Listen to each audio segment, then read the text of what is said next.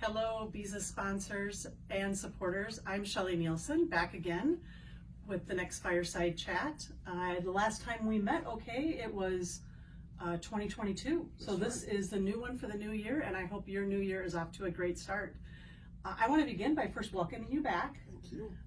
You've been in Nigeria, so tell me, how long were you in Nigeria, and how's your family doing? The family is doing okay. I had about 10 days, a little more, I spent with the visa team back there and my family, and everything was fine. I had the opportunity to meet with a few of our children and some staff members, and of course my family, and all is well. One thing that happens in Nigeria, most African countries, is a family reunion held at the end of the year and into the new year. So I had the privilege of being at my family reunion. That was the first time that we didn't have dad at that family reunion party because my dad passed away about a little more than a year ago. So in Africa, he was buried in January of 2021, but he actually passed away in September. But in Africa, until the person is buried in the ground, he's still around with the family. So we consider this the first time we didn't spend our family reunion with him. It was a little emotional, but very fulfilling that we were able to meet together. The visa children were so excited, those of them that I met. And there's a lot happening in Nigeria right now. This has been a very busy weekend. Of course. Maybe you could even just explain why it's been such a busy weekend. Yeah, very busy weekend, and I'm sure Nigerian diasporans and Nigerians who live abroad have been keeping late nights because of the time difference. Some parts of the U.S. Will be 7 hours behind, or 6 hours behind, or 5 hours behind. So Nigeria is always waking up earlier than we do here.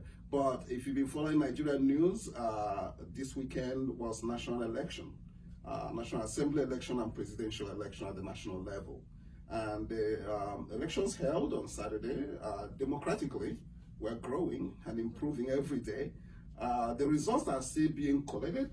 And I hope the next time we'll meet, we'll be able to give you more information about that. We may have a new president. Our hope is that God will give us a president that will make more impact in the growth of that developing nation, especially the youngest citizens that we care about. It's awesome. We'll look forward to kicking off our next month with just a little bit about those election results. So while you were there, did you get a chance to talk to any of our visa staff or see any of the students? Any stories that you can share? Oh, sure. Of course, there are always stories. Always stories. Almost feels like I go back home for the stories. Some of them emotional in a good way, some of them factual, which is what we'll talk about. But yes, I was able to meet with our program director, our counselor, our director of operations, and our administrative manager, and they were very, very happy to see us. One of the children, Emmanuel, that just graduated from our vocational school, and his sponsors were so generous to say, if you want to continue in the university, we'll be able to sponsor you. So I communicated that in September when we went on the mission trip. And then this time around, and during that mission trip, Emmanuel pulled me aside and said, I am so happy to hear that my sponsors are willing to sponsor me to further my studies. Please tell them that I appreciate it so much, and also don't forget to tell them that I will make them proud.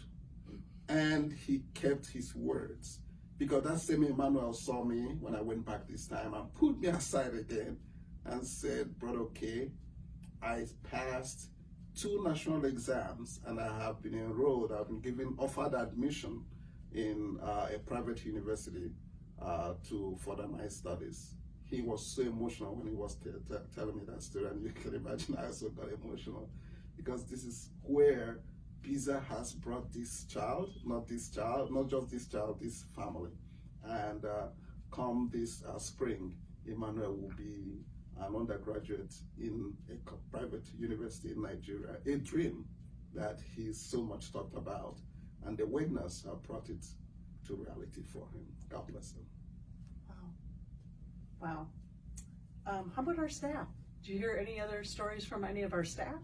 So wonderful stories.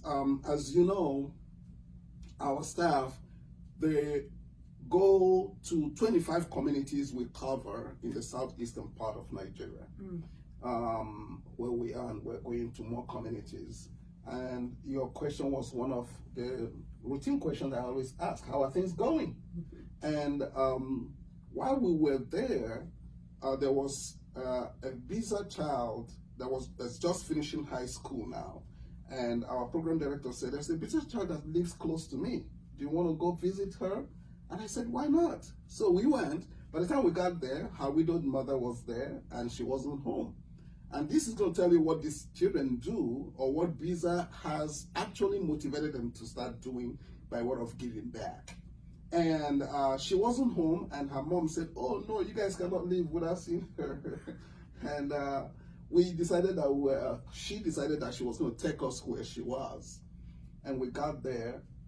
Chisom was taking care of an older lady in the community. Oh, wow. And this lady was just taking a nap, and Chisom was right on the floor doing her homework.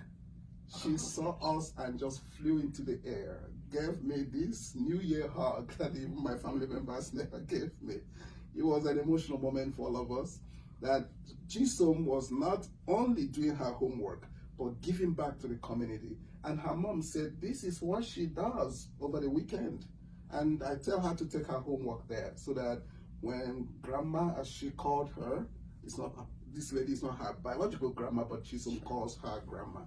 And so when grandma takes a nap, Chisom does her homework and comes home so happy for giving back what Visa is doing for her and her family. We also talked about, when I was, there's a very emotional, moving story, I should say, that our new administrative manager told. So we checked in about the children, we were chatting, and I said, "So how are you guys doing?" Of everything everyone said, the administrative manager, who came on board less than a year ago, said to me, "Brother Okey, I have worked in banks, because I've worked in more than one bank, but I have never felt this useful to myself and to the community. I am so happy to work for Visa." That just made my day. The staff said that of all that they see, people come to our office for things from educational stuff to other social needs, but this was very moving. That is a profound impact that Visa is even making on the adults, right? Yes. We talk about that, how it impacts the family, but it also impacts our staff. Yeah. For sure.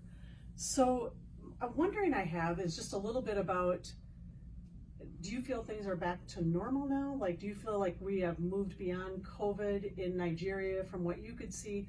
Think about like the city, think about school. Is school still 4 days a week, 5 days a week now? Yeah, school is mostly back to normal. Everybody is back to school. The children attend 5 days of school a week. As a state where they still do 4 days a week in most states, but generally things are back to normal. Oh, it's great to hear. Yes. I know next month when we come back, we'll be talking about our waiting children, and we'll be talking a little bit more about our kids that are in school. So I hope that you'll tune in next month, and I know we'll also get a political update. Of course. Thank you so much for listening. Thank you.